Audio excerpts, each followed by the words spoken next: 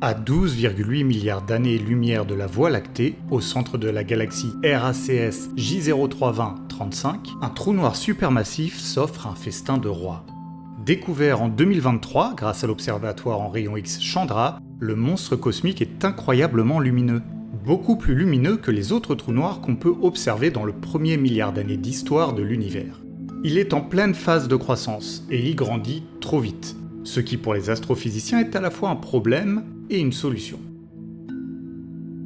C'est un problème car il est censé y avoir une limite à la vitesse à laquelle les trous noirs peuvent croître, la limite d'Eddington. Or, notre gros mangeur la dépasse allègrement. Il grossit 2,4 fois plus vite que ce qui est censé être possible. Ce comportement est également une solution à une énorme épine dans le pied de la cosmologie. Quand on observe l'univers primordial, le premier milliard d'années de son existence, on peut trouver des trous noirs déjà très massifs. Et il est bien difficile d'expliquer comment ils ont pu devenir si gros si rapidement. RACS J032035 nous offre donc peut-être ici une porte de sortie, un mécanisme qui aurait permis aux trous noirs de grandir bien plus rapidement que ce qu'on pensait précédemment, pour former entre autres des trous noirs supermassifs. Cela pointerait vers un comportement fascinant qui leur permettrait d'outrepasser un équilibre fondamental entre la lumière et la matière.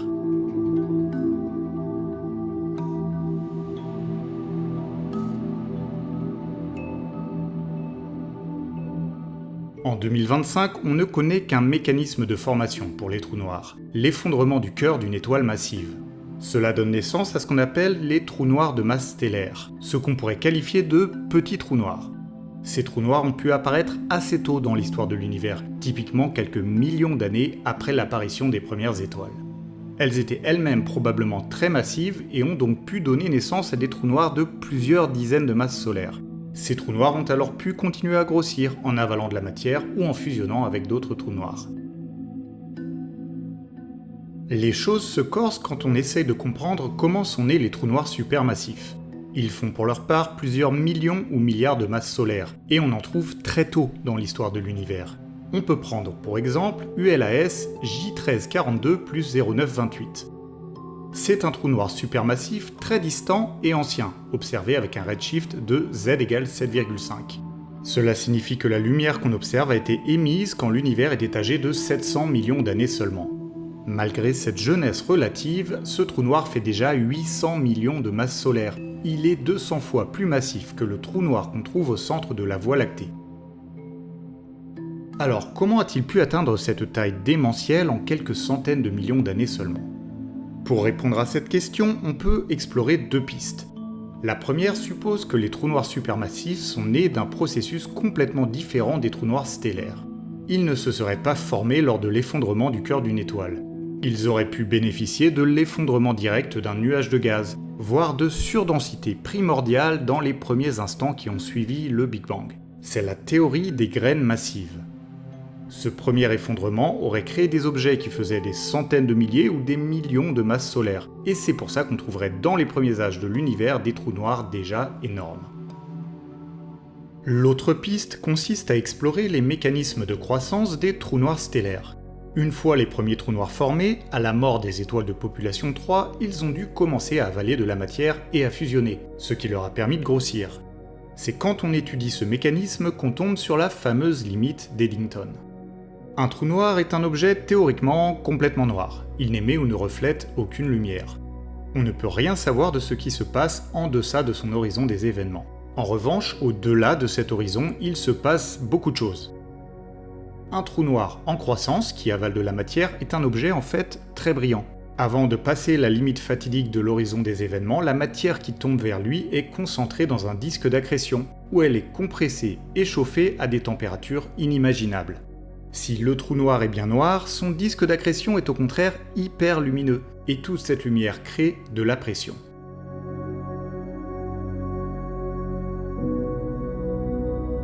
La pression radiative, c'est ce qui permet au voile solaire d'avancer. Un photon qui est réfléchi par une surface lui transmet un tout petit peu de mouvement. L'effet est infime et imperceptible au quotidien.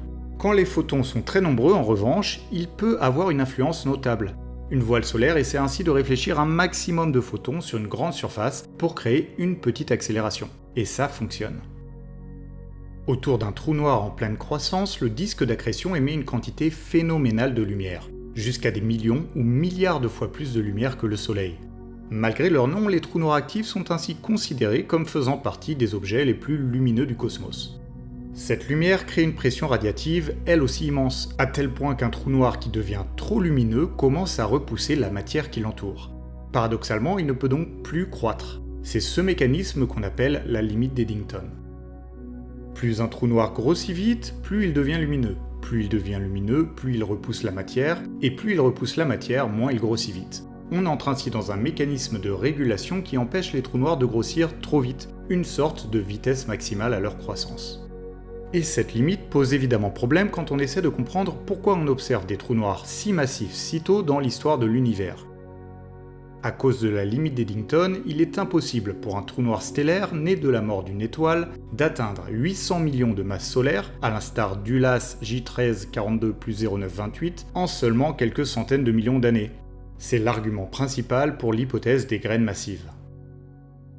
Enfin, la limite d'Eddington peut probablement être outrepassée. Les preuves s'accumulent que des trous noirs parviennent à devenir plus lumineux qu'ils ne le devraient, signe qu'ils grossissent plus vite que la limite. RACS J320-35, qu'on a évoqué au début de la vidéo, en est un exemple frappant. Ce trou noir supermassif croît 2,4 fois plus vite que la limite d'Eddington. S'il est capable de maintenir cette vitesse sur le long terme pendant des centaines de millions d'années, alors on n'a plus besoin de graines massives. On peut imaginer sa naissance en tant que trou noir stellaire, puis un processus de croissance très rapide, qui finirait par le faire passer au statut de trou noir supermassif, dans le premier milliard d'années d'existence de l'univers, en ligne avec les observations. Cela ouvre la question du comment. Comment un trou noir peut-il outrepasser sa propre luminosité pour continuer à agréger de la matière ?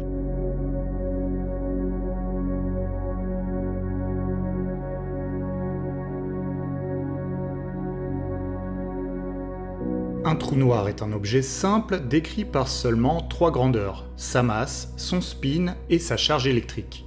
Son disque d'accrétion est cependant beaucoup plus complexe. Sa densité, sa température et les interactions entre la lumière et la matière sont si extrêmes qu'il est difficile de le modéliser. On a par exemple pris l'habitude de voir représenter des disques d'accrétion fins, avec une épaisseur faible mais un grand diamètre. C'est typiquement le trou noir d'Interstellar. C'est probablement vrai lorsqu'un trou noir possède une activité assez faible, loin de la limite d'Eddington. Lorsque son taux d'accrétion augmente, la pression radiative à l'intérieur du disque augmente elle aussi. Certains modèles montrent ainsi que les disques d'accrétion pourraient prendre une apparence beaucoup plus bouffie, presque aussi haut que large. Dans un disque fin, la chaleur produite dans le disque s'échappe facilement. Les photons quittent le disque presque aussi vite qu'ils sont créés. Le flux de lumière qui en sort est alors directement proportionnel à la quantité de matière qui tombe. Mais dans un disque épais, c'est une toute autre histoire. Ici, la matière est si dense et si lumineuse que les photons n'arrivent plus à s'échapper. Ils sont piégés dans la soupe de particules et de rayonnement, rebondissant sans cesse. Pendant ce temps, la matière continue de tourner et de tomber vers le centre.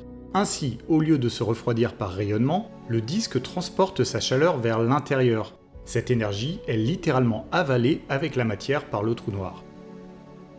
Ce processus s'appelle l'advection. L'énergie ne s'évacue plus sous forme de lumière, elle est emportée avec le flot de matière. Le disque devient alors moins brillant qu'il ne le devrait, mais il peut absorber une quantité de matière beaucoup plus grande sans s'autodétruire sous la pression du rayonnement. En d'autres termes, un disque épais permet de se défaire de la limite d'Eddington. Il la contourne en piégeant la lumière jusqu'à ce que cette dernière soit avalée par le trou noir avec la matière.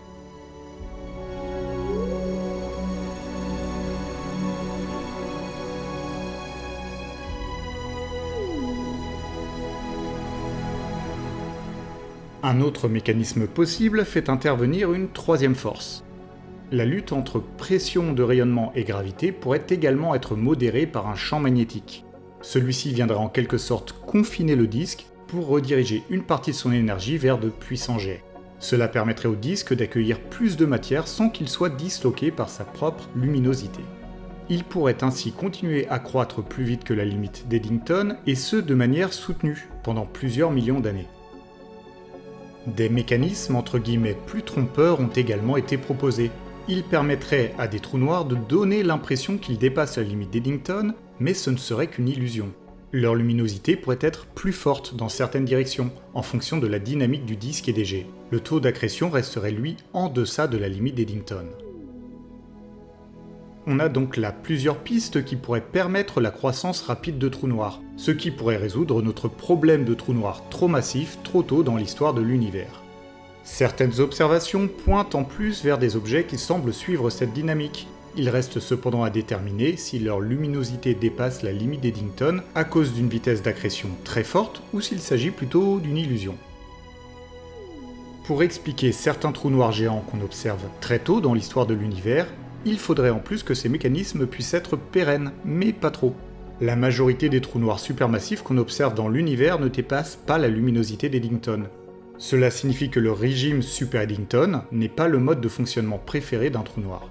Si une accrétion rapide est rendue possible par advection ou confinement magnétique, ce n'est pas pour autant qu'elle a lieu, ou du moins cela n'a pas dû arriver si souvent dans l'histoire de l'univers. Pourtant, pour expliquer nos trous noirs trop massifs, il faut que ces mécanismes aient duré assez longtemps, ou bien qu'ils aient permis un rythme d'accrétion extrême pendant un court laps de temps. On devrait donc voir de nombreux exemples de trous noirs ultra lumineux au cours du premier demi-milliard d'années de l'histoire de l'univers, et ce n'est pas vraiment le cas.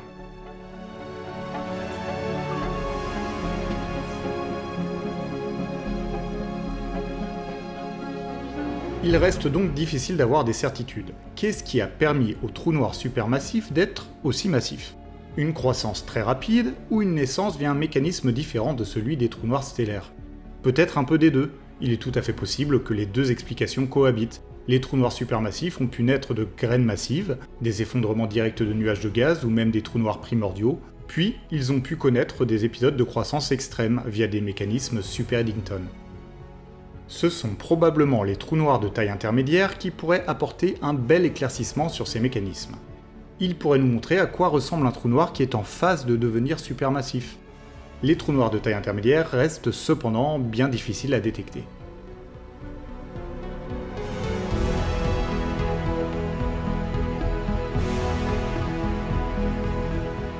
Nous voici arrivés au bout de ce dossier. N'hésitez pas à partager vos remarques ou vos questions, et comme d'habitude, si vous avez des suggestions de vidéos qui vous plairaient, partagez-les en commentaire. Vous pouvez consulter la description pour retrouver les sources de la vidéo. Nous, on se dit à mardi prochain avec Hugo pour un DNDE, et d'ici là, portez-vous bien.